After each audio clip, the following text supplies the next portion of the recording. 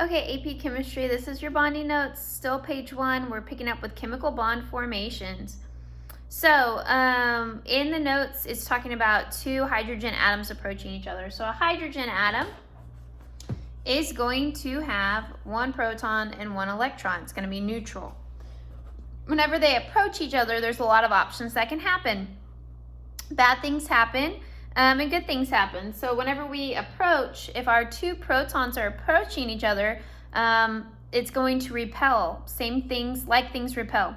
And then the same is true if the electrons approach. They're going to repel. It's repulsive forces. They don't want to be by each other. But on the flip side, if those protons and electrons can snuggle up next to each other, they're going to be attracted to each other. And that is an attractive force. That's the good thing that's happening. We form bonds whenever those attractive forces offset the repulsive forces. Because to be in that bond, those things are going to be closer together than they could be separate. But if the attractive force is worth it, then they will form that bond. And remember, they're always trying to get to that lower energy state. So they're going to bond if it reduces their energy. They're going to release that energy. Your bond length is really important to note. Your bond length is the distance between the two nuclei. So your bond length can vary. There's a happy location in the middle.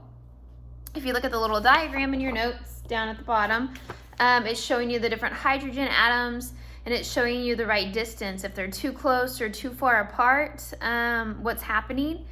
So there's a perfect medium, and it shows you that with your bonding diagram, the distance between the two, and then the energy, so which one balances it out.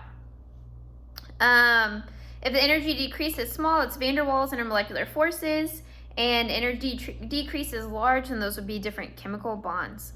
So that brings us to the first page. We are done with the first page, and that's level